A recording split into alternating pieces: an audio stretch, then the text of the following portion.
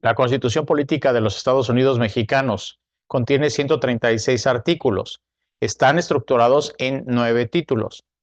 A partir de esto, podemos llegar a necesitar entender qué estructuras y qué desarrollos tienen en cada uno de estos títulos, los cuales, por supuesto, han llevado a la doctrina a establecer que la Constitución tiene una parte denominada orgánica y otra parte denominada dogmática.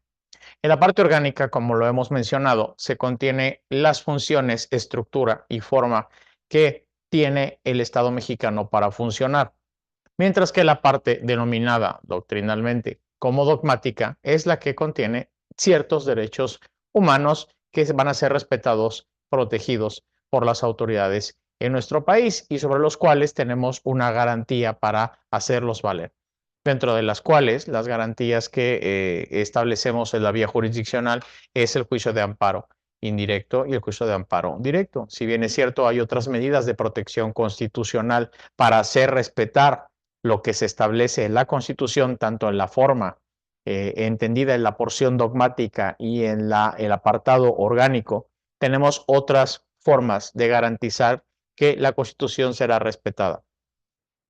Para ello, entonces, se precisa entender cuál es el contenido y desarrollo de estos apartados. Por razón de tiempo, no estableceremos aquí la totalidad del desarrollo de cada artículo, de cada precepto constitucional, sino que nos limitaremos a establecer en este momento la estructura y daré los artículos y el número de título para que ello nos sirva como una guía y poder encontrar de manera más fácil el contenido de estas disposiciones. Como veremos, no solamente se van a estructurar y desarrollar las funciones que tienen los órganos federales, tanto en los órdenes ejecutivo, el orden legislativo y el orden judicial, también el reconocimiento vertical de lo que es el poder federal y las facultades residuales que le corresponden a los estados, sin obviar que tenemos también una disposición que va a establecer el municipio como la célula o la parte fundamental a partir de la cual se van a organizar las entidades federativas. Dicho esto, pues abonará a esta explicación muy breve.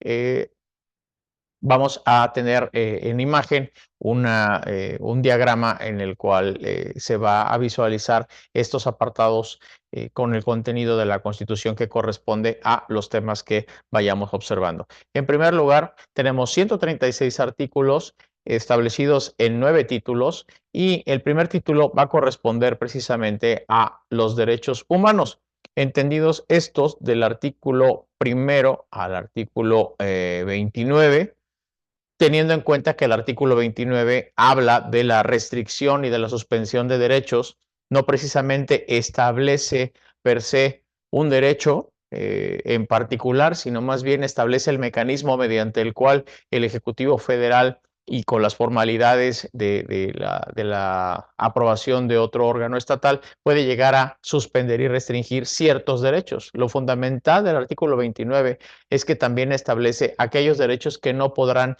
llegar a restringirse o suspenderse bajo ninguna condición o bajo ningún supuesto fáctico, por más grave que éste sea. La Constitución permite a través del 29 proteger una serie de derechos los cuales son intocables, sea cual sea la condición que se esté viviendo en ese momento en el país. Entonces, bastaría nada más para tener comprendidos los derechos humanos de manera taxativa que se establecen en la Constitución, hablar del artículo 123, el cual tiene un apartado especial y no se encuentra agrupado de los artículos 1 al 29, sino que el 123 establece pues derechos laborales. Es el único artículo, el único precepto constitucional que toca derechos humanos de las personas, ¿sí? Y que está fuera de este primer grupo. Si bien es cierto, termina esa parte de derechos humanos, ¿sí? Y comienza otro apartado de los artículos 30 al 38 y seguimos hablando del título primero, ¿sí? Entonces, el título primero comprende esa primera porción, ¿sí? que establece los derechos humanos del artículo 1 al 29 y a partir del artículo 30 al 38 ya no habla en sí mismo de derechos humanos, ¿sí? Sino que nos va a hablar de aspectos fundamentales también de las personas, más no se puede traducir como derechos en sí mismos, sino que va a establecer lo que se refiere a la nacionalidad, se va a establecer la ciudadanía y va a establecer qué condiciones, ¿sí?, se toman en cuenta para los extranjeros. Dicho esto, así tenemos un primer apartado, si lo queremos ver así, de una forma sintética y estructurada. El primer título de la Constitución Política de los Estados Unidos Mexicanos consta de los artículos primero al artículo 38, que hablará de las personas, de los sujetos. De los sujetos pueden entenderse también personas físicas como personas jurídicas o morales, que ya hemos comentado son las empresas, son las sociedades mercantiles, por decir algún ejemplo. Entonces, es una buena clave entender que nuestra Constitución tiene esta estructura actualmente. Sabemos que la Constitución está vigente desde 1917. Si bien es cierto, ha sufrido una serie de reformas conforme va evolucionando la concepción del Estado mexicano y van modificándose los atributos y facultades de sus órganos. Entonces, este primer apartado se refiere a las personas del artículo 1 al 38, y si bien es cierto, todo habla de los sujetos, de las personas, únicamente de derechos humanos podemos entender del 1 al 29. Hablemos pues de un segundo título. El segundo título de la Constitución puede comprenderse de los artículos 39 al 48. Lo que vamos a encontrar en los artículos 39 a 41 son los aspectos que rigen la soberanía, la forma del Estado y de gobierno. En ese orden, entonces, hablaremos de lo que se atiende en cuestiones del poder en el Estado, la federación y las entidades federativas. Por otra parte, del artículo 42 al precepto 48, encontraremos cómo se integra la federación y cómo está integrado el territorio nacional.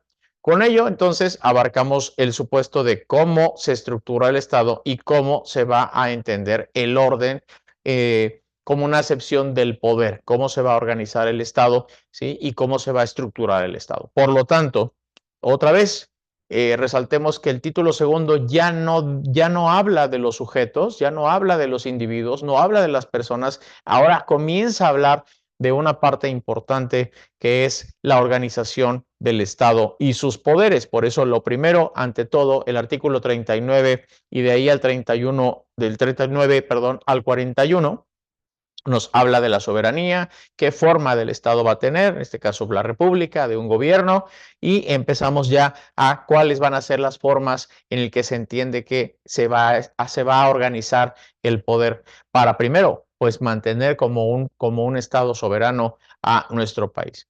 Evidentemente, los primeros esfuerzos constitucionales de organizar nuestro Estado, esta era la prioridad. No había entonces un capítulo inicial. Constituciones previa a la 1917 era sobre todo la constitución que venía después de los movimientos de independencia. Era obvio que no era la prioridad los derechos humanos en ese momento, sino más bien definir qué era el Estado mexicano, qué era México, cómo iba a integrarse y la clave para poder sostener un Estado democrático frente a presiones externas, un país recién independiente, eh, fundamentalmente se observaban ciertas prioridades de mantener nuestra independencia a través de dotar de un poder y de una organización a una estructura. En este caso, esto pasa a un segundo título ya en la Constitución de 1917 y tenemos en primer lugar pues esos primeros artículos que hablan de las personas, de los individuos y sus derechos, pero inmediatamente después en el título segundo del 39 al 41 nos habla de la soberanía como elemento indispensable de cualquier Estado moderno que pretende seguir independiente de otros estados sobre todo viniendo de una etapa donde la colonización era algo común. Entonces, vamos a concretar este título segundo de la Constitución, del artículo 39 al 41, soberanía, la forma del Estado y de gobierno. Quiere decir cómo vamos a entender la organización del poder, ¿sí? Y ahí comenzamos con la idea de cómo se va a estructurar el funcionamiento, a través de qué diseño de Estado va a funcionar el Estado mexicano. Entonces,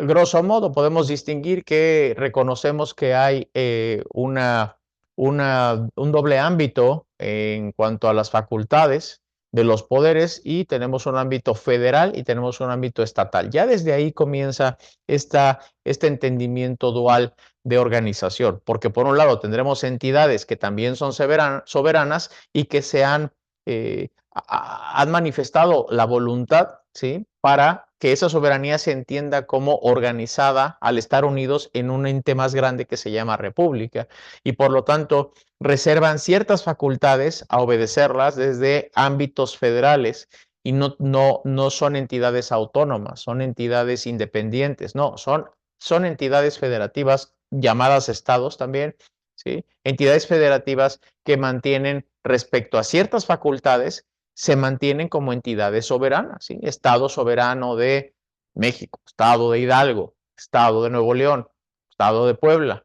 Entonces, cada una de las 31 entidades federativas, más la Ciudad de México, ¿sí?, que también tiene facultades soberanas, reserva algunas facultades para sí mismas a través de lo que disponga sus constituciones locales, y definitivamente se adapta a lo que establezcan los órganos federales, en la medida de que ellos tienen facultades que pueden llegar a ordenar, ¿sí?, ciertas disposiciones de la vida del Estado. Así tenemos esta dualidad en México, que sería importante que tomáramos en cuenta a la hora de analizar alguna disposición, a la hora de analizar un acto de autoridad. Siempre preguntarnos, oye, ¿esa facultad es federal o esa facultad es estatal, es de entidades federativas, o esa facultad corresponde a los municipios? Entonces, en esa dimensión, entonces reconocemos tres diferentes niveles en los cuales se va a organizar el Estado mexicano. Ni todo corresponde a las autoridades federales, ni tampoco todo se le delega a los estados como si fueran independientes, y cada uno que se organice en todos los aspectos, en todos los roles de la vida y organización de ese estado. No se puede ver así el Estado mexicano, porque algunas facultades sí son para los órganos estatales de cada entidad federativa, y eso debe respetar la autoridad federal, no debe aplastar esas facultades. Y por otro lado, tenemos algunas facultades que se reservan para autoridades federales, pero que van a ser obligatorias para todos los estados de la República Mexicana. Entonces, en ese primer aspecto, del artículo 39 al 41, habla de la federación, de las entidades federativas. Y ¿cuáles son los estados que integran esta geografía nacional? Podemos consultar los artículos 42 al 48, en donde se van a establecer la integración de la federación y del territorio nacional, incluyendo cuál es la extensión territorial y qué entendemos hasta dónde llegan nuestras fronteras en el océano, ¿no?, en los mares, no nada más en cuanto al territorio nacional, sino lo que corresponde también entendido dentro del espacio que comprenden los límites hasta el mar, que son aguas internacionales. Entonces, todo esto de qué entendemos por México, el 39 al 48, básicamente nos dibuja no solamente lo que corresponde a México como territorio, territorialmente hablando, y es importante entender por qué se define.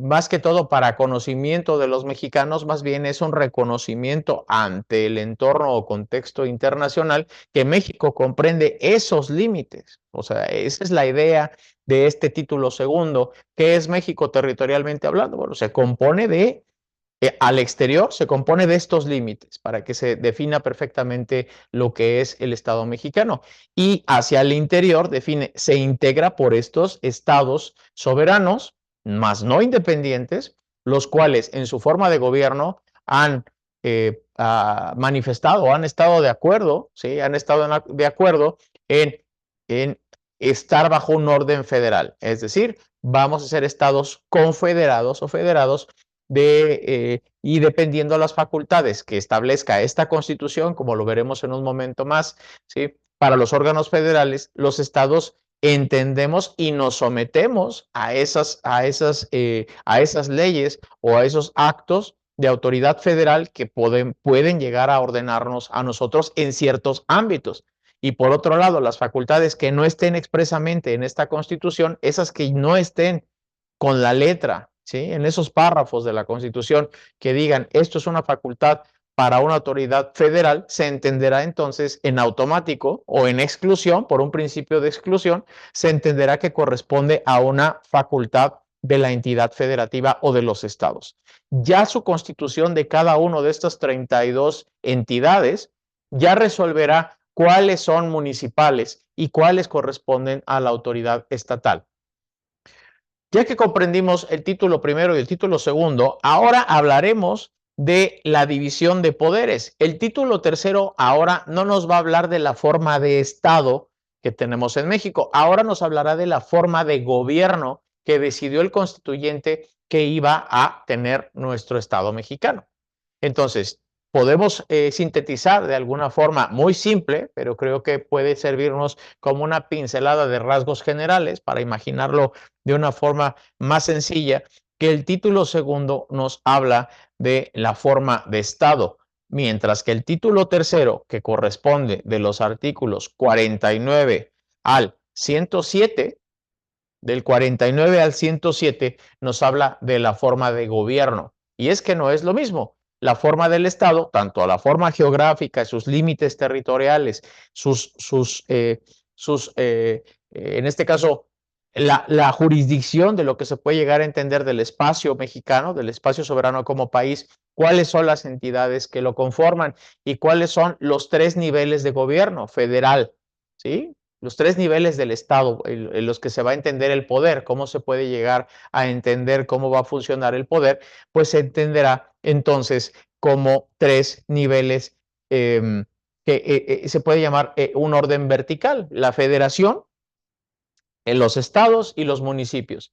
Ello, quiero insistir, no significa que por ser la federación el objeto de la descripción de facultades de nuestra Constitución Política de los Estados Unidos Mexicanos, o lo traduzco de otra manera, por el hecho de que seas una autoridad federal, eso no te faculta a que te extralimites en las competencias que te da la Constitución, porque si tú exacerbas esa facultad, estarías pisoteándole el ámbito de competencia a un Estado, y eso la Constitución no lo prevé así. La Constitución lo que establece es un listado, ¿sí?, de facultades, las cuales serán entendidas que están en manos de la autoridad federal. Y lo que no venga expresamente en esas facultades se le reserva a las facultades de los estados. Entonces, cada estado podrá resolver esas facultades o esos ámbitos de funciones que no vienen expresamente en la Constitución. Así funciona nuestro sistema constitucional a nivel orgánico. A nivel de la parte orgánica nos va a definir cómo funciona el Estado mexicano, siempre respetando 3 órdenes en el Estado, ¿sí? Y 3 órdenes que se pueden llegar a entender de gobierno, ¿sí?, que sería el federal, el estatal, el municipal, y ninguno de ellos puede pisotear al otro. Repito, y se puede llegar a entender con el mismo contexto en la siguiente dimensión. El hecho de que un estado, ¿sí?, sea más grande porque está integrado por varios municipios, no autoriza a quienes detenten el poder estatal o de gobierno estatal, no les autorizan a aplastar facultades que su constitución estatal reserva para municipios, ¿sí? Porque sería lo mismo, o sea, el Estado se compone, la entidad federativa llamada Estado, se compone de varios municipios, pero ellos también tienen facultades. Esto no viene determinado específicamente en nuestra Constitución Política de los Estados Unidos Mexicanos. Esto viene en sus constituciones locales. Y una autoridad gubernamental de la entidad federativa, por serlo, no puede aplastar a las autoridades municipales. Cada quien tiene sus facultades, cada quien tiene bien discernidos, bien limitados sus facultades para que no pueda haber esa violación de las competencias, ¿no? Esa transgresión competencial de las facultades establecidas en las normas. Caso diferente sería cuando no es explícita la norma, ¿sí? Y entonces no tenemos, además de no ser explícita la norma, no tenemos esta disposición que se puede denominar de competencia residual, como la que encontramos en el artículo 124, del cual hablaremos más adelante. Pero si no tiene una disposición constitucional que diga lo que establece el 124, las facultades que están expresas se entenderán para una autoridad que está descrita aquí, que en este caso es federal, porque esta constitución es federal. Y las que no vengan, y ahí no entra detalle, simplemente que por exclusión, todo lo que no venga contenido en esta norma fundamental llamada Constitución Política de los Estados Unidos Mexicanos, todo lo que venga aquí se escapa a las autoridades federales porque no se las está dando la Constitución. Y con eso tenemos una idea inicial fundamental. La Constitución no nada más da derechos a las personas para que no sean pisoteados o violentados por actos autoritarios, es decir, actos de autoridad gubernamental o en algunos casos de particulares que no estén justificados en la Constitución o que no estén justificados en la norma, en la ley. ¿Sí? Entonces, actos que yo denomino autoritarios. No nada más tiene esa parte de derechos humanos que ya vimos que es nada más una parte inicial del título primero y el artículo 123. Todo lo demás es esto. Vamos a dar facultades a los órganos federales y vamos a hacer que respete todo lo que no venga como facultad federal, porque eso se entenderá delegado a los estados. Donde podría llegar a venir el problema es que las constituciones locales no tengan esta disposición que permite facultades residuales. ¿Qué es lo residual? Que por excepción, lo que no esté descrito aquí se entenderá que le corresponde a otra autoridad. Entonces, ahí tendríamos el problema cuando sea omisa la norma y no contemos con una norma de competencias residuales. Pero en este caso, hasta el nivel federal, creo que es bastante claro. La práctica, a pesar de que es bastante claro este artículo, sí tenemos antecedentes de cómo poderes federales o autoridades del orden federal sí han realizado tanto actos como normas que van más allá de las facultades expresas. O sea, en la práctica no quiere decir que porque la Constitución lo establece en su letra de manera clara, no quiere decir que en el diario acontecer de las autoridades no hay algunos actos que quieren sobrepasarse, pero hablaremos cuáles son las garantías que aplican en este caso o cuáles son los mecanismos que el Estado mexicano tiene para volver las cosas a la normalidad constitucional. Repasemos pues entonces que nuestro título tercero, ¿sí?, del artículo 49 al 107 no va a hablar ya de cómo se conforma el Estado mexicano, cómo son los tres órganos de gobierno, el federal, el estatal, el municipal. No, eso lo dejamos en el título segundo de los artículos 39 al 48 y el título tercero va a hablar de la división de poderes, que es una cuestión distinta. Hasta ahorita yo hablé de la federación, los estados y el municipio, pero eso son órdenes de gobierno, órdenes de organización del Estado mexicano. Ahora vamos a hablar de los poderes del Estado mexicano en el título tercero, insisto, del artículo 49 y el 107. Recomiendo, por tanto, la lectura completa y razonada del artículo 49, en donde establecerá la división de poderes en México. Y es la misma fórmula que, por teoría general del Estado, creo que todos tenemos ya entendida, que hay un poder ejecutivo, que hay un poder legislativo y que hay un poder judicial. No obsta lo anterior, decirte que esa división de poderes se va a ver reflejada en los dos ámbitos de gobierno, incluso en las tres dimensiones de gobierno. Vamos a ver, para empezar a diferenciar lo que es el ámbito federal y luego el ámbito local o estatal de las entidades federativas y luego el ámbito municipal y distinguirlo de lo que es la división de poderes en ejecutivo, legislativo y judicial, podemos trazar dos líneas.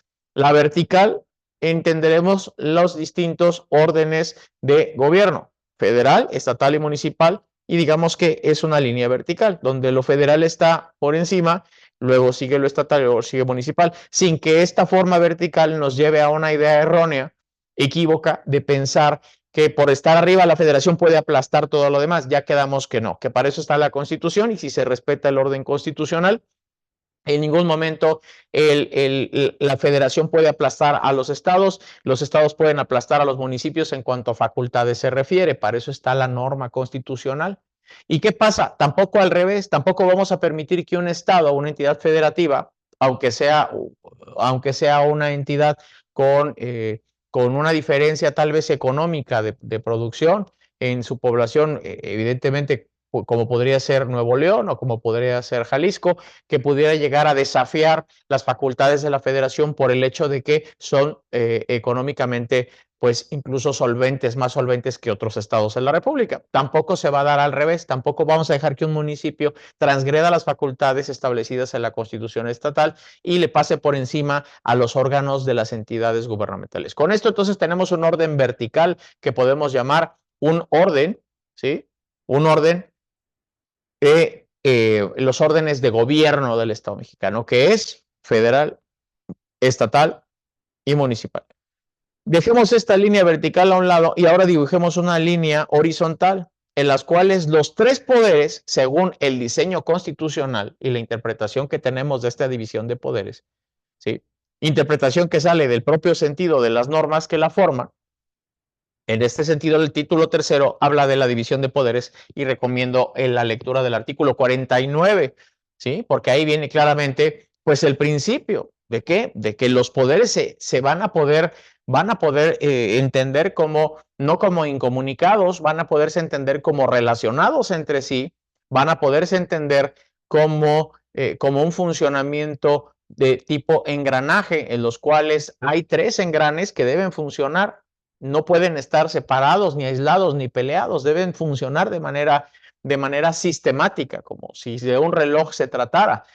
Entonces, así va a funcionar, y esta línea horizontal no le vamos a denominar órdenes de gobierno, vamos a llamar poderes, es la división de poderes, y la división de poderes no se entiende en un orden vertical. No puede estar el ejecutivo arriba del judicial y legislativo, ni ninguno de los otros por encima del otro. Se entiende que es un sistema. Y en un sistema que se puede denominar democrático, lo que se busca es que las cosas funcionen con respecto a un orden. En otro sistema, que puede ser también convalidado por la propia realidad social, podríamos llegar a cambiar ese esquema, y entonces ya no tendríamos esta intención de la Constitución de decir, oye, que haya una línea imaginaria horizontal en la que haya una división de poderes. La división de poderes no podría entenderse en una línea vertical, porque si tenemos una línea vertical en la que el poder de arriba va a mandar a los otros dos, ya no hay esa división de poderes. La división de poderes no es simplemente un nombre. La división de poderes equivale a que tienen en sus manos funciones distintas, tampoco se pueden pisotear los unos a los otros, sus facultades, y esto equivale a que no pueden darle órdenes unos a otros respecto a las funciones que tienen, respecto a las facultades que tienen.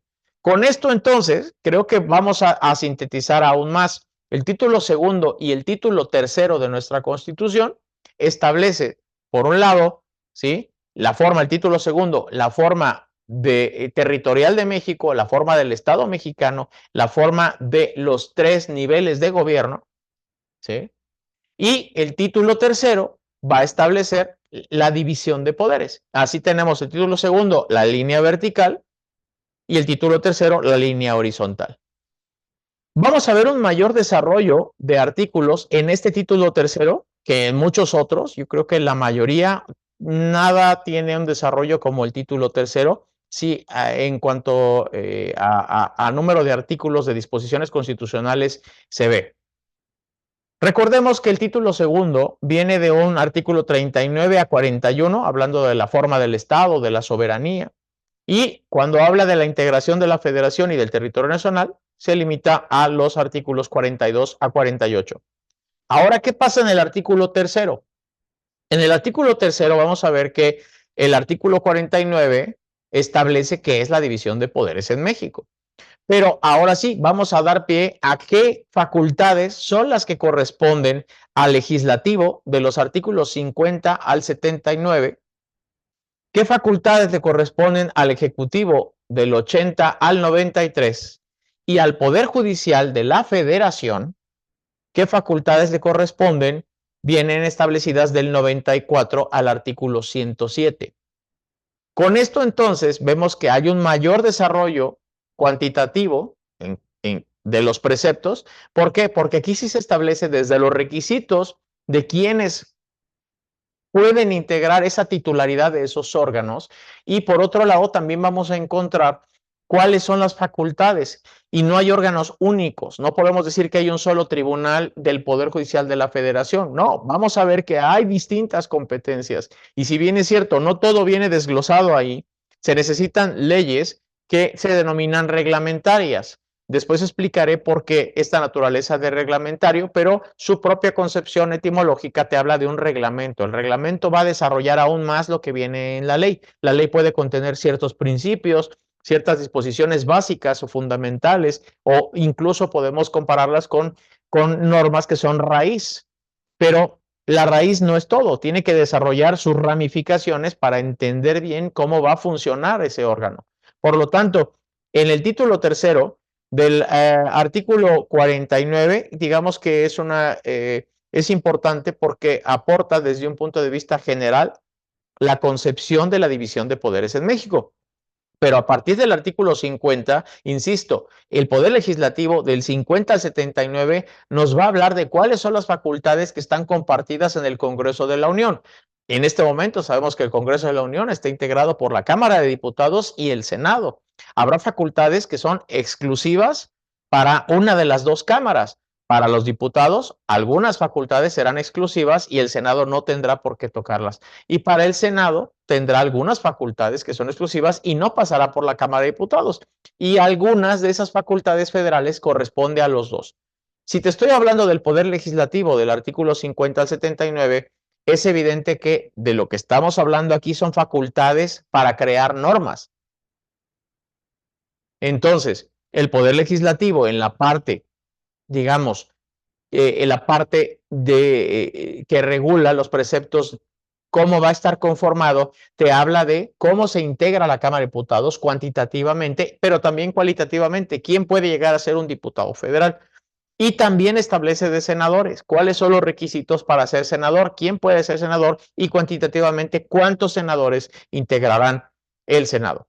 Además, también llega a establecer cierta forma de integración ya dentro de sí mismos y derivado de las elecciones y de los partidos políticos, que es un tema también fundamental en este momento. ¿Cómo será integrada la Cámara de Diputados con los diversos principios que puedan llegar a reglamentar o a establecerse para conformar esa Cámara? Y lo mismo el Senado. ¿Cómo funciona? También viene dentro de una forma muy básica o fundamental en esos artículos. Si queremos saber realmente a detalle cuál es el funcionamiento o alguna situación en particular con relación a uno de estos poderes, tendremos que buscar las leyes reglamentarias. En este caso, ¿sí? Si nosotros establecemos esta primera división, el Poder Legislativo ocuparía ese primer bloque del título tercero del artículo 50 al artículo 79. De manera posterior, en el artículo 80 al 93, nos hablaría del Poder Ejecutivo Federal y de sus facultades. Y también hablamos aquí de la parte cualitativa. ¿Quién puede ser presidente de la República? ¿Qué requisitos se requiere para que esta persona pueda llegar a ser presidente de la República? Incluso la formalidad de que el propio sistema constitucional se hace proteger mediante un precepto en el cual, cuando toma protesta este Ejecutivo Federal, tiene que jurar, respetar y hacer respetar la Constitución. Esto viene en este apartado del artículo 80 al 93. ¿Qué facultades tiene el Ejecutivo? Y recordemos lo que ya hemos comentado y subrayado en diversas ocasiones. Lo que no venga establecido como facultad del Ejecutivo Federal, tanto en vertical, no puede hacerse ¿sí? Una facultad que no le corresponda porque no viene establecida en la Constitución. Por lo tanto, no puede pasarle por encima a un gobernador de un estado ni a un presidente municipal. Él tiene las facultades ahí descritas en la Constitución. Entonces, respeta lo vertical y también va a respetar la división de poderes en horizontal, lo que se establece en este título tercero. El Ejecutivo tiene ciertas facultades que vienen descritas y que vienen señaladas expresamente en la Constitución y no tiene por qué pasar, ¿sí?, a ordenar a los otros tres poderes. Cuando tú escuches división de poderes, no simplemente es una organización del Estado como tal. La división se refiere a que están divididos. No puede estar un poder en las manos de un solo individuo, porque entonces se rompe el esquema constitucional. Voy a insistir, bajo el esquema que tenemos reconocido actualmente. Ello no quiere decir que posteriormente, y si se tiene la fuerza para el cambio constitucional requerida, y esos son los cauces por donde se quiera llevar y democráticamente la población esté de acuerdo con esos cambios, no quiere decir que ello pueda llegar a modificarse, con las consecuencias que evidentemente resultarán para todos los ámbitos de la vida del país y para todos sus habitantes. Pero yo estoy hablando desde el punto de inicio, punto de partida de lo que tenemos actualmente vigente. Entonces, en términos muy claros, tenemos que el Ejecutivo tendrá las facultades que se establecen, ¿sí? Y de manera tanto cualitativa, podremos distinguir quién puede llegar a cumplir esos requisitos para poder ocupar ese cargo, la vigencia del cargo, las formalidades para llegar a ese cargo y sobre todo la parte fundamental, qué facultades tiene el Ejecutivo Federal. ¿Eh? Finalmente, el artículo 94 hasta el 107 va a dedicarse la Constitución a establecer cuál es el Poder Judicial de la Federación. ¿Cuáles son esos juicios o mecanismos de control de orden jurisdiccional o de naturaleza jurisdiccional para protegerse a sí misma la Constitución? Por eso es que vamos a entender que del 94 al 107, la Constitución tiene mecanismos para protegerse a sí misma. Vamos a ver, no solamente hay derechos humanos en la Constitución, esa parte también se va a proteger. Entonces, yo creo que es importante destacar del 94 al 107, que es el último apartado del título tercero constitucional, vamos a ver ahí que la Constitución establece el juicio de amparo para proteger los derechos humanos en el artículo 103 y desglosado algunas de las funciones en el artículo 107. Ahí no regula de manera detallada, como ya lo dije, todo lo que tenga que ver con el juicio de amparo. Para eso tendremos que consultar una ley reglamentaria. Y ya dije por qué se llaman leyes reglamentarias de la Constitución, porque van a reglamentar lo que los principios vienen descritos en esos artículos de la Constitución. Hagamos un símil. La Constitución puede ser el cerebro y puede entenderse como el corazón de un Estado que tenga Constitución escrita, por supuesto. Pero de nada serviría un corazón y un cerebro de diseño si no tenemos dedos, no tenemos manos, no tenemos fuerza para que eso se llegue a aplicar. Por eso es importante que distingamos aquí la existencia de leyes reglamentarias de conceptos que vienen definidos en artículos. Por eso se denominan ley reglamentaria del artículo 105, fracción primera y fracción segunda, por ejemplo, o ley reglamentaria del artículo 103, ¿sí?, y 107 de la Constitución, que es la ley de amparo, ¿no? O la ley reglamentaria del artículo 123, que es la Ley Federal del Trabajo. Y así podemos encontrar leyes reglamentarias cuya raíz, ¿sí?, cuyo origen es precisamente lo que atañe a la Constitución. Por eso se dicen leyes reglamentarias y tienen un orden jerárquicamente superior al de cualquier otra norma que no esté desarrollando un artículo de la Constitución o artículos de la Constitución. Entonces, aquí sinteticemos y concretemos qué es una ley reglamentaria de la Constitución. Pues es una ley que desarrolla los principios que vienen invocados en nuestros artículos constitucionales. Y de hecho, se puede ver así el nombre de la ley. Podemos encontrar, cito nuevamente el ejemplo de la ley de amparo, y abajo viene el subtítulo reglamentaria del artículo 103 y el artículo 107 de la Constitución. Esas son las leyes reglamentarias. No todas son leyes reglamentarias. Un código penal no es ley reglamentario de la Constitución. ¿sí? Un código civil no es ley reglamentaria de la Constitución. Tú podrías llegar a pensar que es muy confusa esta situación, pero el propio nombre, el propio título de la ley, cuando la descargas o la consultas, ¿sí? Puedes llegar a observar después del nombre de la ley cómo viene abajo la leyenda ley reglamentaria de los artículos tal y tal de la Constitución, y automáticamente podemos entender que esa ley está ahí porque está regulando de manera más detallada, más profunda, más desarrollada lo que viene establecido como principios constitucionales. Dicho esto, entonces, aquí tenemos el título tercero de la división de poderes en legislativo, ejecutivo y judicial, e insisto, el 94 al 107 desarrolla mecanismos jurisdiccionales de protección de la propia Constitución. Ya hablamos de derechos humanos y te comenté del juicio de amparo. El juicio de amparo está en el artículo 103 y el artículo 107 de la Constitución, pero ese no es el único mecanismo. Esa parte protege lo que corresponde a las violaciones de derechos humanos a las personas por parte de órganos del Estado y en algunos casos, por excepción, por particulares. Pero no es el único mecanismo que tenemos para que la Constitución se defienda a través del Poder Judicial. También tenemos la parte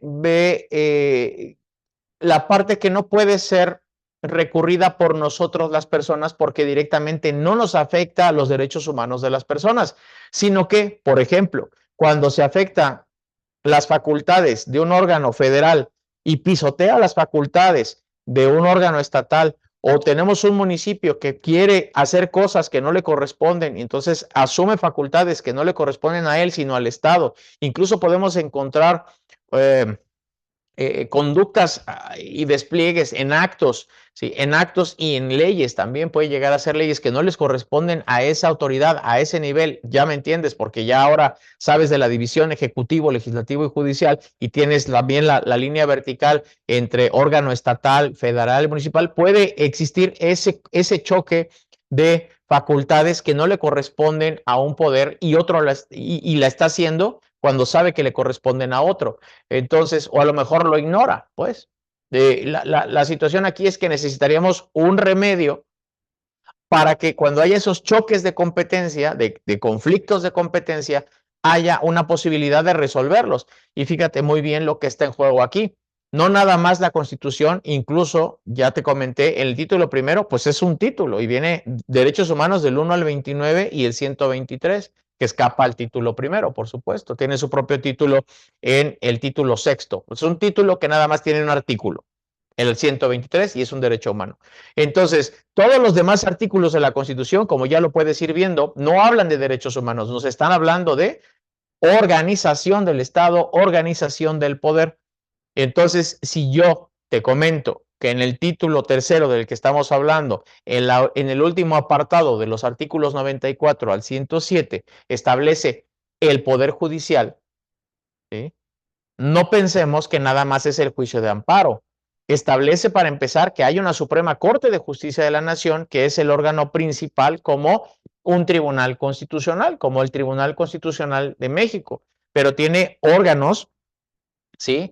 Hacia jerárquicamente inferiores con funciones determinadas y detalladas. Para conocer esas funciones o para comenzar a conocer, porque ahí no se termina, tendríamos que analizar estos artículos que hablan de la organización judicial, pero no se desarrolla todo ahí. Entonces tendríamos que entrar a otro tipo de ley que se denomina Ley Orgánica del Poder Judicial de la Federación, y ahí se establece qué son los jueces de distrito, qué son los magistrados de tribunal colegiado de circuito, tribunales colegiados de apelación, ¿sí? Entonces, y poco a poco vamos viendo cómo realmente no es un conjunto de normas nada más, ¿no? Es un sistema de normas porque deben funcionar, insisto, como cuando imaginamos los engranes de un reloj. No puede haber piezas apartadas o piezas botadas en algún rincón, ¿no? Tiene que estar muy bien fija en su eje para que llegue a funcionar el reloj. Y el reloj se llama vida democrática de un Estado. Es lo que se está defendiendo la Constitución. Sinteticemos, pues, del 94 al 107 se establece el juicio de amparo como un mecanismo o garantía jurisdiccional, porque la resuelven jueces o se resuelve mediante sentencia. Por eso es una solución jurisdiccional. Y hablamos del juicio de amparo, en donde viene establecido sus preceptos 103 y 107 constitucional, que es el juicio de amparo. Si bien es cierto, ahí no viene la división de la vía directa y la vía indirecta, en la ley de amparo reglamentaria del artículo 103 y 107 sí se establece que hay un amparo directo y un amparo indirecto. Pero bueno, no es el único mecanismo de proteger la Constitución, porque ese mecanismo solamente corresponde a defender los derechos que tenemos del 1 al 29. ¿Qué derechos, por ejemplo, podríamos imaginar que están ahí?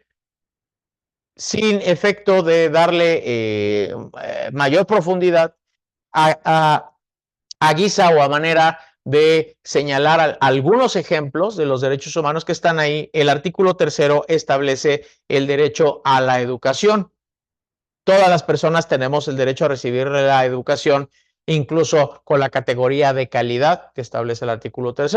El artículo 4, por ejemplo, de la igualdad entre el hombre y la mujer. El varón y la mujer son iguales ante la ley, y yo agregaría desde la ley, para que no haya normas que traten diferente a uno si no está justificado, que no traten diferente a uno del otro o del otro del uno. Derecho al medio ambiente, también artículo 4, un derecho al ambiente que sea sano para el desarrollo y bienestar. ¿Sí? Artículo 5, la libertad a que te dediques a la profesión o al comercio que mientras sea lícito, mientras no caigas en la ilicitud, quiera dedicarse a la persona. Tenemos una libertad profesional y a nadie se le puede prohibir que se dedique al trabajo, a la profesión, la industria o el comercio que considere adecuado, con la única limitante que no escape a la licitud. No podemos dedicarnos a algo ilícito y además estar invocando este derecho a dedicarnos a una actividad delictiva. Vamos a sintetizar el artículo 6 y 7, derecho a la libertad de expresión, y no es difícil imaginar el concepto al que se refiere, es proteger la libre expresión de ideas y la difusión por cualquier medio, y únicamente tendrá la limitación si ésta llega a afectar la moral, los derechos de los otros y provoca también algún delito o perturba el orden público. Cuando se violenta la libertad de expresión de los artículos 6 y 7 al entender el fenómeno que desde el poder puede resultar incómodo que haya periodistas que no están opinando o no siguen la opinión que oficialmente se está dando, es molesto y es bastante comprensible, pero debemos entender que a nivel de violación de derecho humano, que cuando se despliega un acto para callar esas voces de periodistas, se está violando un doble derecho: el doble derecho a la información y a emitir una información del periodista, pero también se está vulnerando automáticamente el derecho a la información de la gente que debe escuchar también esas opiniones. La única limitante, repito, es cuando cometemos un delito con esa expresión de información, ¿sí? ¿Por qué? Porque a lo mejor hay algunas cuestiones que no tienen que ser ventiladas porque puedes arruinar una investigación de naturaleza penal, por ejemplo. Entonces, hay cuestiones que no deben ser ventiladas y no tiene que ver que se esté violentando el derecho humano. Otra vez volvemos a la limitante. La limitante es que esté justificado, y si está justificado que no se hable de una determinada cuestión porque puedes poner en riesgo una investigación, pues creo que lo lógico es que entendamos que ninguno de estos derechos, salvo algunos como el de no torturar a nadie, sí, tienen limitaciones. Todos los derechos humanos tienen por límite no aplastar otros derechos humanos, salvo algunos que se puede entender en términos absolutos como la prohibición de la tortura. La prohibición de la tortura, no hay un elemento conocido en un Estado democrático que nos permita torturar a alguien. Entonces, podríamos imaginar que si no lo torturamos no nos va a decir la verdad. Pues sí, pero violentaríamos su derecho humano si torturamos a alguien, y automáticamente, bajo esta concepción de derechos humanos, esa prueba que obtenemos a partir de la tortura de una persona quedaría invalidada, y ese procedimiento ya lo afectamos incluso de manera vital. Entonces puede llegar a tener consecuencias terribles el obtener pruebas violando a través de la tortura el derecho de una persona. Por eso digo, la mayoría de derechos humanos tienen límites, como este derecho a la información, ¿sí? El derecho cuando afectas la moral, cuando afectas a otra persona, derechos humanos de una persona, cuando afectas el orden jurídico penal, cuando estás cometiendo delitos, sí, está limitado. Todos los derechos, podemos entender de forma general, tienen una limitación aunque sean derechos humanos, pero hay unos derechos muy particulares que no podrían entenderse bajo ninguna justificación que fueran violentados, como es el caso de la tortura. Bueno, vamos a continuar rápidamente. Este derecho, te comentaba, el artículo 6 y 7, está relacionado el derecho a la libertad de expresión, pero también la parte que tenemos a informarnos, ¿no? Entonces, gozamos del derecho a acceder libremente a una información plural y oportuna y, pues, evidentemente, aquí se puede entender también otra importante consecuencia de este derecho a ser informados, y es que, en principio, al tener las autoridades del Estado en cualquiera de las dimensiones, respetando sus facultades, el tener la facultad de administrar lo que se denomina el erario público, lo que ingresamos a través de impuestos los contribuyentes, se genera una obligación bastante lógica en una situación o en un esquema democrático que consiste en, si tú estás administrando los recursos que te estamos dando mediante la obligación constitucional que tenemos de colaborar con la contribución al gasto público, de ahí el nombre contribuyentes de orden fiscal, entonces tenemos derecho a estar informados de qué estás haciendo con los recursos económicos que se destinan para el gasto público. Entonces, fijemos bien, no nada más tenemos la facultad el derecho humano de que seamos informados, ¿sí? De las noticias y del acontecer y de las opiniones. También el Estado tiene el deber de informarnos, otra vez, con limitantes. La limitación podría llegar a ser una central nuclear que se está desarrollando para darnos energía, que es importante como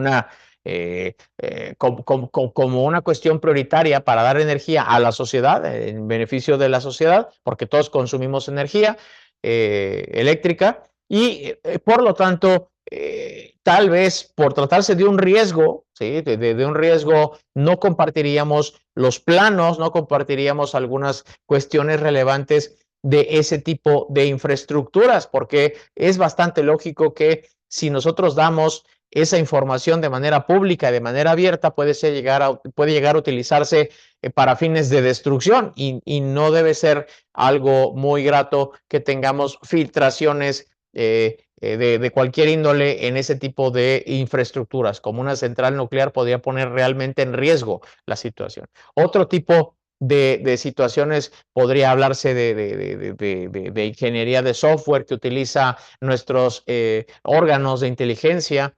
Otro tipo de cuestiones, sí, evidentemente escaparían al interés público de conocer qué se está haciendo o de tener algo que se denomina transparencia. Por eso es importante leer el artículo 6º, porque no nada más tenemos derecho a que nos informen las noticias del acontecer nacional e internacional, también el Estado tiene la obligación de informarnos, ¿sí? De informarnos qué es lo que está haciendo en el gasto público, y si no tenemos justificado que sea de seguridad nacional, no tendría por qué ocultarlo. Y cuando algo se justifica como seguridad nacional, pues tendríamos que ver si está de acuerdo a la ley, porque tenemos una ley sobre seguridad nacional para ver si los parámetros sí son realmente justificables o más bien no se quiere dar la información al público. Entonces, ojo con el artículo 6, no es un capricho de la sociedad como que tenga un interés superficial. Más bien tenemos un interés para saber qué se está haciendo en el gasto público, porque la obligación también viene a la Constitución. No nada más está la obligación de contribuir con los impuestos, sino también está la obligación del Estado y los órganos del Estado, los órganos de la administración estatal, tienen la obligación de invertirlo y gastarlo para lo que debe ser. ¿Sí? Entonces, ese es importante el artículo 6º, y de ahí deriva pues el derecho también de la transparencia en los actos gubernamentales. Ya más o menos vamos entendiendo. Cerraremos con otros artículos rápidamente. ¿Les parece bien el 8? El derecho de petición consiste en que todas las personas tenemos el derecho a peticionar a la autoridad por escrito de manera respetuosa y, por supuesto, pacífica, no violentamente, y tenemos derecho a preguntarle a la autoridad y la autoridad tendrá la obligación de respondernos. Y otra vez, hablemos de límites, salvo que por ley, por lo descrito en la ley, esté justificado que no te quieran contestar. ¿Sí? Eso también es el derecho de petición como un derecho humano de que cualquiera de nosotros, gobernados, tenemos la facultad de preguntarle a alguna autoridad sobre más que cuestionarla, el derecho de petición. Oye, yo te solicité un permiso para determinada actividad, no me has contestado, dime qué requisitos me faltan. Igual la autoridad te puede decir, pues es que te faltan todos estos requisitos o me presentaste un documento, ¿sí?, que no cumple con las formalidades que la ley te está pidiendo. O te puede contestar, sí, no te había contestado porque tenía demasiada carga de trabajo, pero en este momento te confirmo que sí vamos a dar trámite. Lo que está hablando el octavo no es que nos den la razón, sino que tenemos derecho, aunque seamos simples gobernados, y no estoy hablando aquí nada más ciudadanos mexicanos nacionales, sino que puede ser también extranjeros, incluso con una calidad migrante no legal. Todas las personas tenemos derechos humanos, aunque también hay que decirlo, no todas las personas tienen los mismos derechos humanos. Por ejemplo, una persona que no cumpla los requisitos de una estancia legal en el país no podría tener derechos laborales, porque no tendría ese tipo de derechos laborales. Una persona que es extranjera tiene limitaciones, por ejemplo, para ser representante sindical en algunas corporaciones, porque tiene esa limitante legal que tendría que ser nacional. Entonces, eso lo vas a ver en los requisitos de los órganos para ostentar o para ocupar un cargo de estos. Te pide a veces la propia Constitución ser nacional, ser nacido mexicano.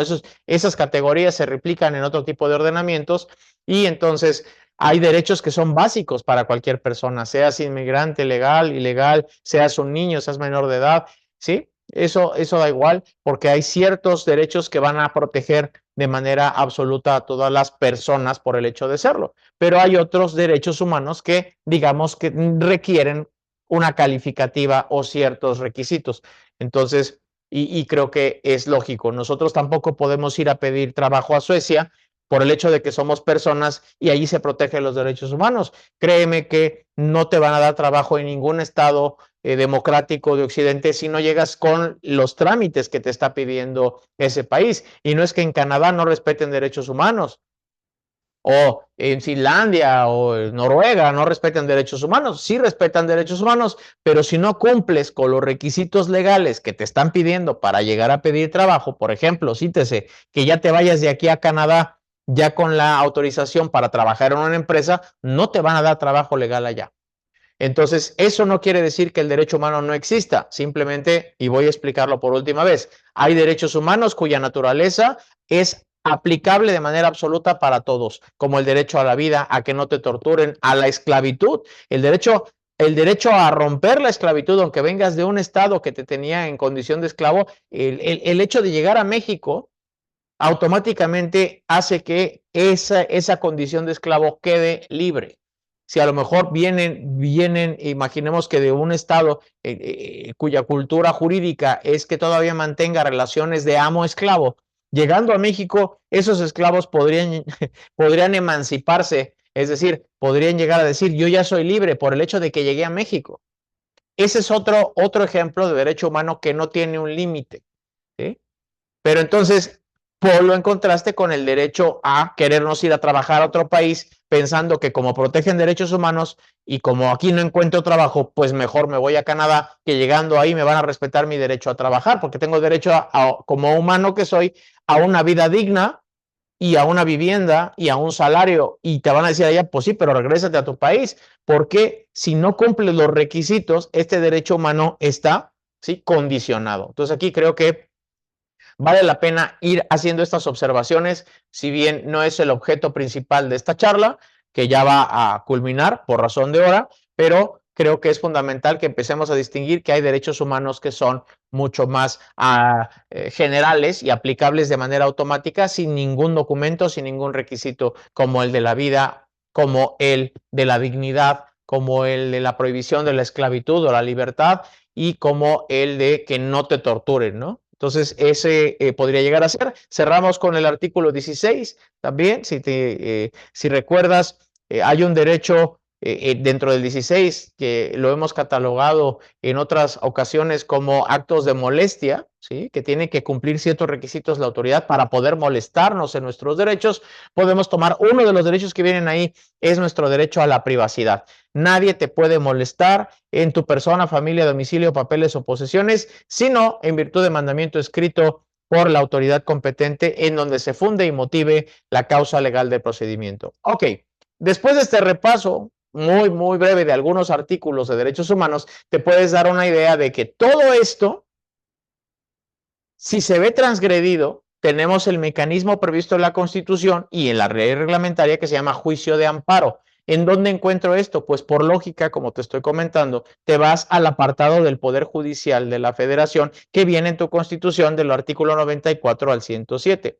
Pero ¿qué pasaría si no se trata de estos derechos y que están siendo aplastados de manera autoritaria por un órgano o por un ente de gobierno, sino que se trata de que hay una vulneración de competencias, como hace un momento te comenté? Imagina que un Estado está, a través de sus diputados, está regulando mediante una ley que ya publicó, pero esa ley no le toca al Estado, le toca al Congreso de la Unión. Habría un problema ahí, que un municipio, por ejemplo, decida construir, ahora que hubo sequías, ahora no es tiempo de sequías, pero que ahora que hay agua, intenta construir diques para guardar el agua y que no corra hacia a otro municipio de otro estado. ¿Quién le faculta, por ejemplo, para llevarse agua de ese río o de esa fuente de agua para llevarla y conservarla? ¿Quién le puede llegar a tener esa facultad si dentro de la ley está que debe dejar correr el agua y no hacer presas nada más para mantener el agua? Miles de problemas pueden llegar a ocurrir respecto a actos y respecto a normas, tanto en los tres niveles de gobierno que pueden estar, ¿sí? Relacionados con los poderes, con la división de poderes. Recuerda que tenemos una división de poderes federal, el Ejecutivo Federal, el Congreso de la Unión y el Poder Judicial Federal. Pero esos nada más están en el nivel de arriba, el de la Federación, pero también tenemos un Ejecutivo local, que es el gobernador o el jefe de la Ciudad de México, en su caso, pero ese es el Ejecutivo local. Luego sigue el Poder Legislativo local o estatal, que es el Congreso local, que es su Cámara de Diputados local, y luego también tenemos un Poder Judicial estatal. Entonces, cuando tenemos ese tipo de cuadros separados, cada uno con sus facultades, es lógico que lo que se está previendo es que no se pisoteen las facultades entre ellos, de municipio a la federación, federación, gobiernos, municipios entre municipios, gobierno contra gobierno. Cuando tenemos una situación de este tipo, no estoy hablando de derechos humanos que están siendo violentados por la autoridad. Cuando estoy hablando de una situación compleja, porque se trata de autoridades, finalmente no estoy hablando de un individuo. Hay un mecanismo que se llama controversia constitucional. ¿Y dónde lo vamos a encontrar? Pues en el apartado del Poder Judicial de la Federación de la Constitución. Ya me van entendiendo, está en el artículo 105, fracción primera, de la controversia constitucional. Repito, artículo 105, fracción primera. Cuando hay invasión de esferas competenciales, ya sea por actos o por normas, entre esferas municipales, del Ejecutivo, del legislativo, cuando estamos haciendo cosas que no tendrían que hacer respecto a las facultades que vienen. ¿Y quién será el tribunal que va a resolver este tipo de conflictos que hay? No son personas, son autoridades del Estado las que se van a pelear. ¿Quién va a solucionar esto? La Suprema Corte de Justicia de la Nación. ¿Dónde viene esto? La idea principal o la idea esencial o la idea raíz viene en la Constitución. ¿En dónde? En el artículo 105. ¿Y por qué viene ahí? Porque ahí está el apartado del Poder Judicial de la Federación.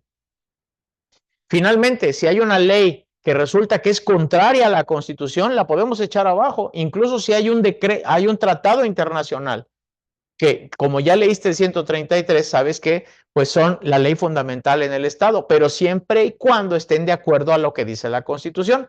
Podríamos entonces inactivar de la vida judicial, de la obligatoriedad del orden jurídico mexicano. ¿Podríamos expulsar un tratado o alguna disposición de un tratado a pesar de que ya lo firmamos? La respuesta es sí. Ahora, la pregunta que tú harás es ¿cómo? Pues si tú lees este artículo 105 constitucional, pero la fracción número 2, encontrarás que hay otro mecanismo que se llama acción de inconstitucionalidad.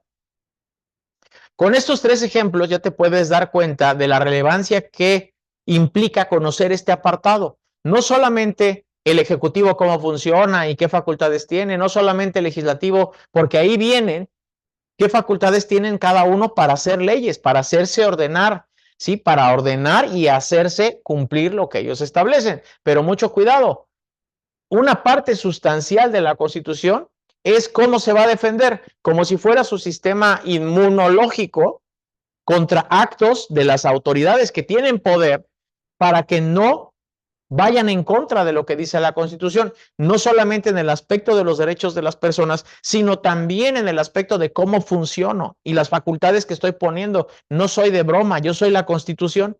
Entonces, si hay una norma que vaya contra mí, te voy a dar cuál es el mecanismo para que puedas ponerle freno, para que puedas expulsarlo del sistema jurídico si hace falta, a través de la invalidación.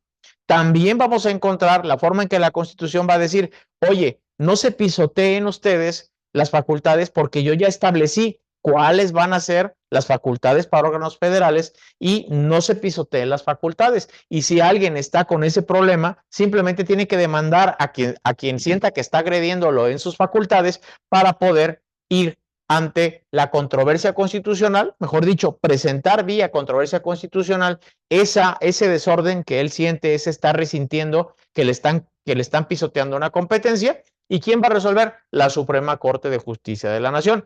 Con esto ya creo que pocos ingredientes faltarían de nivel muy básico para entender cómo es fundamental el título tercero en el último apartado del artículo 94 al 107. No establece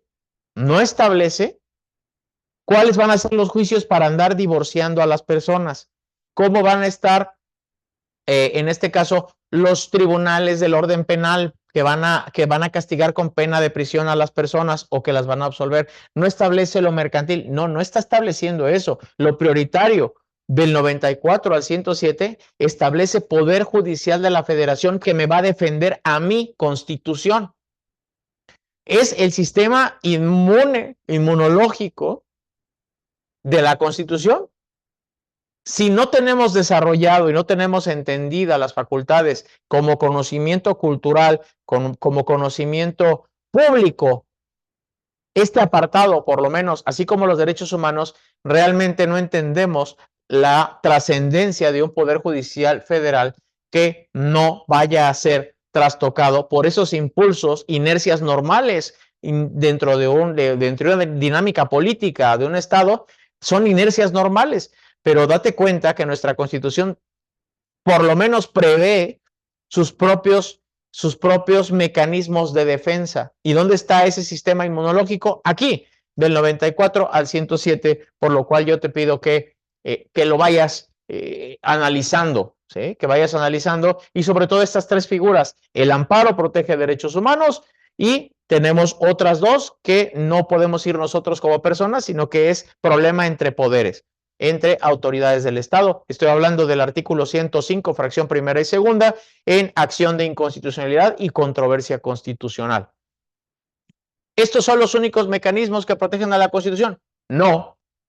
Definitivamente encontraremos responsabilidades del servidor público y podemos encontrar otro tipo de mecanismos que no son de naturaleza jurisdiccional. Por eso hago énfasis en esta palabra y ya la he repetido a lo largo de esta charla.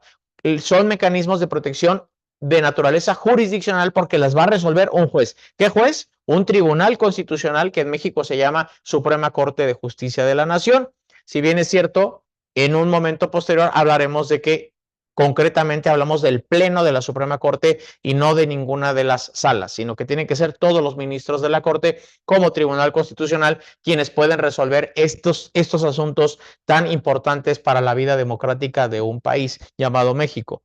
Terminemos pues este apartado del título tercero, al cual dedicamos bastantes minutos, pero corresponde o tiene una relación directa proporcional al número de artículos que contiene y la importancia de este último apartado del Poder Judicial. Repito, no regula cómo van a ser los jueces locales, cómo van a ser los jueces mercantiles, los familiares. No, está regulando jueces y sistema de cómo se va a defender la propia Constitución. No lo olvidemos. Cuando escuchemos Poder Judicial de la Federación, no quiere decir que son jueces en los tres niveles, en el municipio, en el estado. No, es Poder Judicial de la Federación. Estamos hablando de dentro de la línea vertical, mejor dicho, vertical, hablamos de la federación y dentro de la línea horizontal hablamos del Poder Judicial. Entonces siempre vamos a hablar de esta línea X, de esta línea Y, para que estemos ubicados. ¿De qué me estás hablando? ¿Poder Judicial? ¿De dónde? ¿Del Estado? Ok, o es de la Federación. Ok, Poder Ejecutivo, ¿me hablas del Estado o me hablas de la Federación? ¿O me hablas del municipio? Oye, Poder Legislativo, ¿me estás hablando de una ley estatal o me estás hablando de una ley federal o una ley general? Así es como debemos entender ahora de aquí en adelante cualquier situación que implique normas o actos de autoridad. Lo que tienes que distinguir inmediatamente es en ese eje XY a qué pertenece, a la Federación, al Ejecutivo, al Legislativo o Federal. Si bien al final de esta charla hablaré brevemente de un paréntesis que no nada más hay Ejecutivo, Legislativo y Judicial, sino que hay algunos órganos con autonomía constitucional. Todavía están previstos y también tienen funciones y no dependen de ninguno de los poderes. Por eso se llaman órganos con autonomía constitucional. Bueno, finalmente cerraremos con los siguientes títulos, los cuales no nos deben preocupar porque tienen menos artículos. No quiere decir que sean menos importantes, pero hasta aquí llegaron las funciones que tiene el Poder Ejecutivo, el Poder Legislativo y el Poder Judicial, que están muy, muy desarrolladas en cuanto al alcance que puede llegar a tener una Constitución. Repito, hay leyes que van a desarrollar aún más lo que viene ahí. No todo se agota en la Constitución, por supuesto. Hablemos pues de los últimos 6 títulos, del título cuarto al título noveno. Vámonos concretamente al título cuarto. El título cuarto comprende de los artículos 108 al 114 y habla de otro tipo de cuestiones. Habla de la responsabilidad de los servidores públicos. Y esto es otro elemento dentro de la estructura que contiene también garantías de control de la Constitución, pero esta vez son garantías que van de manera personal a castigar a servidores públicos que cometan ciertos actos fuera de lo que deben hacer de sus facultades o bien que sean omisos. Esto quiere decir un comportamiento negativo. Yo sé que debo hacer algo porque la ley lo está ordenando, pero no lo voy a hacer. Entonces se puede desobedecer la ley mediante actos o también mediante omisiones. Y aquí no estamos hablando de que un servidor público ataca derechos humanos. Eso ya quedó en el apartado judicial federal, en el juicio de amparo, artículos 103 y 107. Aquí yo estoy hablando de otro tipo de consecuencias. Cuando un servidor público comete un delito, tiene cierta protección. ¿Por qué? Por su función, no por la importancia que él siente que tiene, sino que por su función. Ejemplo, un diputado, un senador, en conjunto podemos llamarle un congresista, tiene una protección que le da la Constitución porque trabaja manifestando ideas. Entonces, si estuviera en una investigación por un supuesto o una presunta comisión de un delito, un servidor público no sería investigado de inmediato, como tú y yo lo haríamos, porque no tenemos esa calidad de ese tipo de servidor público. Lo que sucedería en este momento es que a nosotros nos llevan de una vez detenidos y comenzaría la investigación penal, pero a un servidor público de esta categoría se le va a proteger no por el compadrazgo que pueda llegar a tener con el poder político del momento, no, sino más bien para que no opere al contrario, una presión de un juicio penal no calle las ideas y su libertad de expresarse en el foro, en el Congreso, en la Cámara, donde esté desarrollando su trabajo como representante de la gente, como diputado o representante del Estado, como senador. Su trabajo es ponerse al frente y manifestar ideas. Y para protegerlos de determinadas presiones que se le puedan inventar la comisión de un delito que no sea cierto para que se lo lleven detenido y no hable y no comparezca. Entonces, para salvar ese riesgo, se le protege a esta figura.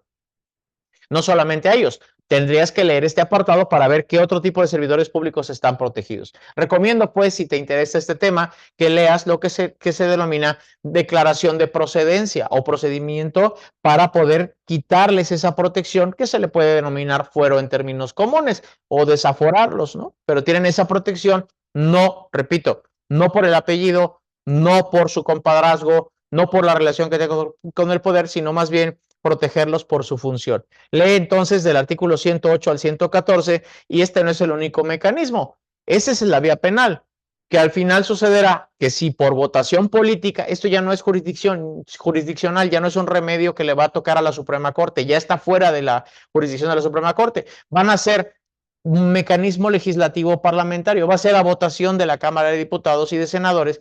En este caso, va a ser nada más la de diputados si proceden a quitarle esa protección y entonces ya lo pueden llegar a investigar. Es como una burbuja que se revienta para el hecho no de encerrarlo, sino que comience la investigación. A lo mejor comienza la investigación y al final resulta que es inocente, pues no hay ninguna consecuencia. Él regresa a su trabajo. ¿Qué pasa si no le revienta la burbuja? No puede comenzar la investigación. Sin embargo, ese delito no va a prescribir, va a estar latente ahí esperándolo la investigación hasta que deje de ser servidor público.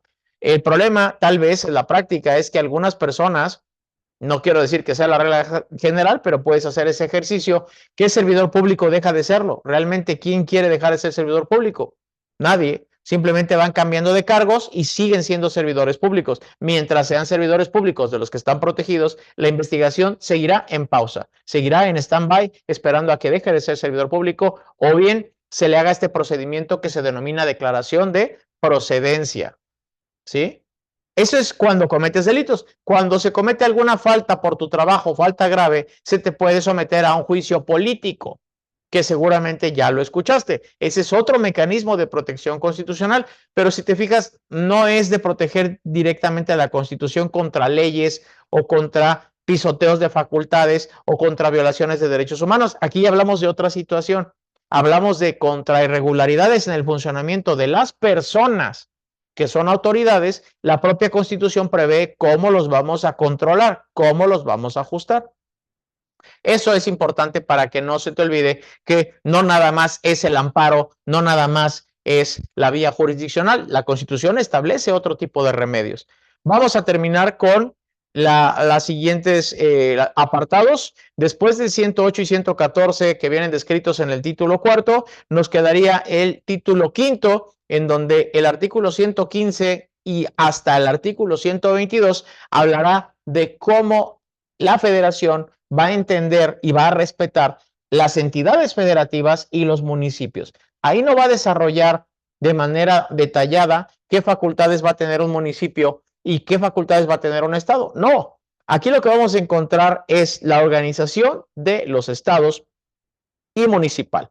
En el artículo 115 al 122, por lo tanto, ese apartado de la Constitución no habla ya de lo federal, sino de cómo está integrado las entidades, los estados, cómo está el municipio y cuál es la importancia que tiene y sobre todo que no va a ser aplastado por el hecho de que haya autoridades federales y que los demás se entienden que están en un rango inferior. No, cada quien tiene sus facultades y no tiene por qué sobrepasarse, porque la propia Constitución por eso tiene esa parte orgánica en donde delimita facultades tanto de manera vertical como de manera de separación o división de poderes de manera horizontal. Y recuerda, lo horizontal es que no pueden estar uno encima de otro. Y la federación sí se entiende que puede estar encima de los otros, por lo que platiqué en un principio. Ya te comenté que los estados, al voluntariamente integrarse en una república, en una federación de estados, una república federal de estados, someten ciertas facultades a lo que diga la autoridad federal. Por eso es que se plantea en una línea vertical. Pero esto no quiere decir que sea una cuestión sujeta a la anarquía desde el poder. O sea, yo soy la federación y yo te voy a aplastar porque soy la federación, yo soy el poder federal y tú no. Eso no se entiende así. Se entiende que es una línea vertical, valga el comentario otra vez. ¿Por qué? Porque los estados, al querer conformar una república, al querer ser parte de una república en su momento, manifestar voluntariamente querer ser parte de la República Mexicana, sometieron voluntariamente algunas facultades, obedecerlas, lo que dijera la federación. Por eso es que se pinta una línea vertical. Si no, también habría una línea horizontal entre todos los estados. Nadie podría obedecer leyes federales porque cada estado sería autónomo y también independiente. Y no es así. Es una federación de estados. ¿Ok? Por eso es que es una línea vertical, pero la federación no implica para todo vamos a obedecer al poder federal. No, no. Es que cada quien tiene su ámbito de poder. Entonces, la parte donde puedes consultar cómo ve la propia ingeniería y el modelo de país, ¿sí? Mexicano, cómo ve al Estado y al municipio respetando sus facultades, la encuentras en el título quinto del artículo 115 al artículo 122. Cerramos con el título sexto, que nada más tiene un artículo y evidentemente corresponde a los derechos humanos del trabajo digno y socialmente útil. ¿sí? La creación de empleo y organización social del trabajo, y el artículo 123 es el que constituye de manera total el título sexto. Solamente hay un título sexto y solamente hay un artículo dentro de ese título sexto, no hay más. Y evidentemente ya sabes que es el único artículo de la Constitución de derechos humanos que no se encuentra ahí en ese grupo de los primeros 29. Título séptimo, ahora nada más hablará en 10 artículos, del 124 al 134, nos hablará de previsiones generales de la Constitución, y la forma de estas previsiones generales establece, por ejemplo, comienza con el artículo 124, al cual te comenté que las facultades que no estén expresas a la federación se entenderá que le corresponden a las entidades federativas. Por ejemplo, entonces, la manera de cómo funciona la Constitución, más allá de cómo funcionan sus órganos, comienza desde el título séptimo de las previsiones generales. Incluso alguien preguntará, ¿cómo se reforma la Constitución? La propia Constitución te establece el mecanismo para reformar, que ya hemos tenido oportunidad de charlar, que se trata de un sistema rígido. El título octavo habla de esto. En un solo artículo, artículo 135, establece la forma en que puede ser la Constitución reformada y adicionada. Y finalmente, un artículo fundamental. ¿Qué pasa cuando se viola de forma violenta la Constitución? ¿Sí?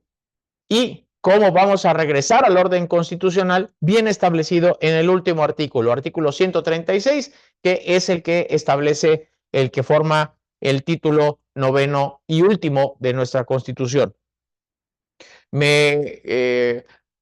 Bastaría recordar que nuestra Constitución entonces tiene no nada más derechos consagrados como personales para nosotros y para las sociedades o para empresas, ¿sí? Para personas morales y jurídicas, sino que también lo rico de una Constitución debe estar en las normas que van a protegerla de las amenazas y los ataques contra esa misma Constitución. Y el comentario debe cerrarse forzosamente que desde el punto de vista democrático, una Constitución no es inmóvil, no es inamovible. Tiene un sistema para reformarse, y es importante que leas el artículo 136, el que establece la inviolabilidad de la Constitución. Entonces, ¿qué pasaría si hay un movimiento no democrático y hace que se invalide de manera temporal en la práctica la Constitución? La propia Constitución te dice, yo voy a sobrevivir, y cuando las cosas vuelvan a estar en orden, va a haber responsabilidad contra las personas que atentaron contra este orden supremo. Eso es lo que la propia Constitución se hace valer a sí misma. Y eso es lo valioso, y repito, lo que aporta riqueza a una Constitución es que tenga mecanismos para hacerse respetar. Ello no quiere decir que si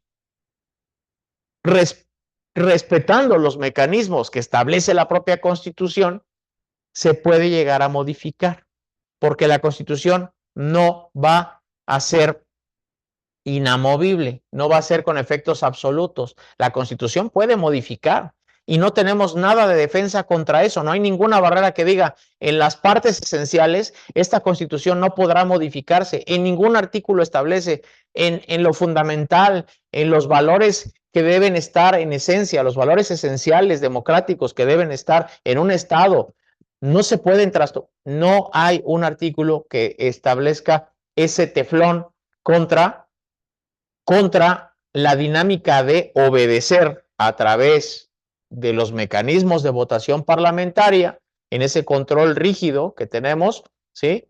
Que tiene que alcanzarse los niveles de aprobación mayoritarios que establece el artículo para poderse reformar, que está en el artículo 135, establece ahí el sistema de reforma rígida. Quiere decir que no nada más el Congreso de la Unión, como lo hemos ya platicado en otra ocasión, sino también la mayoría de legislaturas locales tienen que estar de acuerdo, y entonces la Constitución podrá modificarse, y no tenemos un límite ni tenemos un área restringida que no pueda ser tocada. Toda la Constitución, todo este orden, no nada más en estructura, sino en esencia, puede llegar a ser modificado si se hace mediante los cauces que la propia Constitución establece. La cuestión aquí será tal vez en una autocrítica institucional posterior, después de ver los efectos de estos cambios, si llegan a darse, será ¿por qué no cambiamos a favor de reforzar ciertos aspectos donde había grietas que podía llevar constitucionalmente a situaciones no deseables que podrían poner en peligro los propios valores esenciales de los derechos y de la forma de entender este país como una sociedad democrática de derechos y libertades? Y, por lo tanto, de obligaciones estatales gubernamentales frente a nuestros derechos. No es que debe ser un antagonismo directo e insuperable, porque sería una aberración. Se supone que el gobierno tiene facultades para hacerlas valer y nosotros tenemos derechos y estamos en un equilibrio de la balanza. Pero cuando la balanza se rompe, no se va a romper porque nos den más libertades, se van a romper cuando tenga más facultades y menos obligaciones o menos respeto a esas obligaciones, y entonces el Estado, a través de sus autoridades, puede llegar a tener en la Constitución un peso desequilibrante, y obviamente las libertades van a verse a la inversa, van a verse limitadas, y tal vez ese escenario no nos convenga a nosotros como gobernados. Te agradezco la importancia de tu tiempo y tu atención en esta charla, y nos vemos en la sesión próxima. Gracias.